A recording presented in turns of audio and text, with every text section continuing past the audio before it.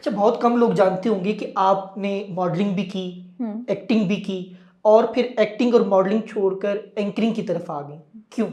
Modelling मैंने की नहीं।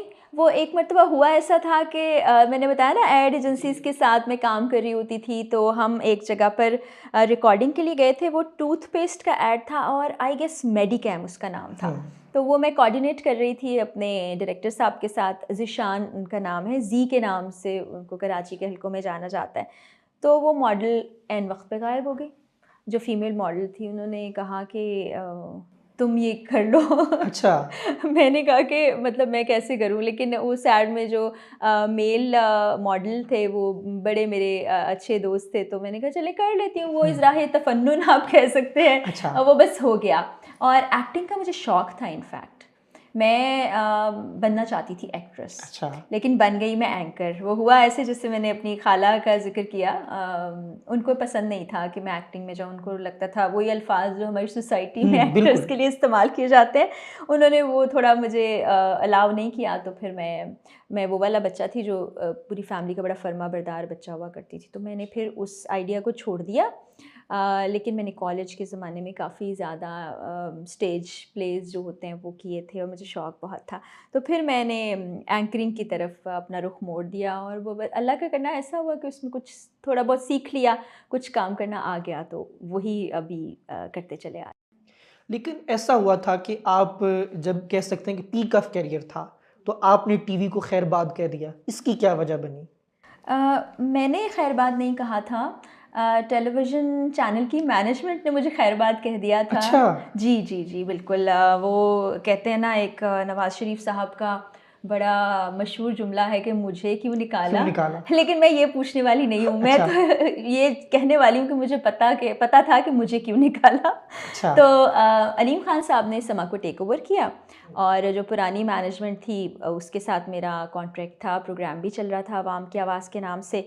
तो मेरे अब्बा जी शदीद बीमार थे, और उस दौरान मुझे एक दिन उन्होंने कहा कि आप ऑफ़िस आ जाइएगा, कुछ बात करनी है। बुला के कहा गया कि जी आपके प्रोग्राम को बंद किया जा रहा है। तो मैंने कहा ऐसा क्यों?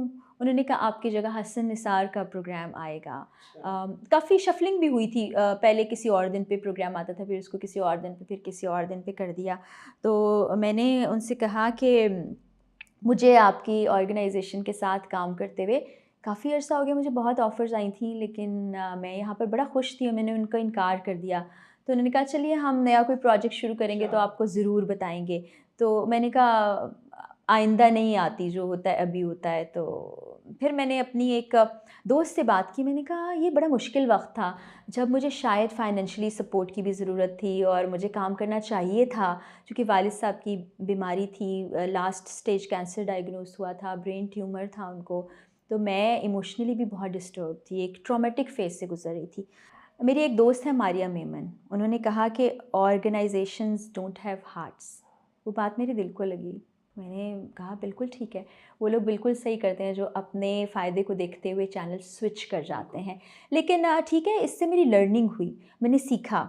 और उसके बाद फिर मैंने जीएनएन के लिए रमज़ान ट्रांसमिशन की थी, वो मेरा बहुत अच्छा एक्सपीरियंस रहा। फिर समहाउ मुझे अभी बहुत कुछ और चैनल से भी मुझे ऑफ़र्स हुई।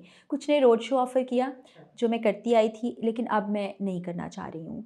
और कुछ जगह से प्रोग्राम की ऑफ़र भी हुई, तो वो पैसे कम थे, बहुत ही कम थे। अच्छा। तो फिर मैंने सोचा कि नहीं, उससे बेहतर है कि आप सुकून से अपना काम करते रहें। और फिर जो सबसे बड़ी मुझे प्रॉब्लम लगती है कि अब जो चैनल्स हैं ना, उन पर अगर आप काम कर रहे होंगे तो आपको किसी न किसी की लाइन टो करनी पड़ेगी, वो बड़ा मुश्किल लगता है। बिल्कुल। हम ज़रा पुराने दकियानूसी ख़यालात के लोग सही। हैं।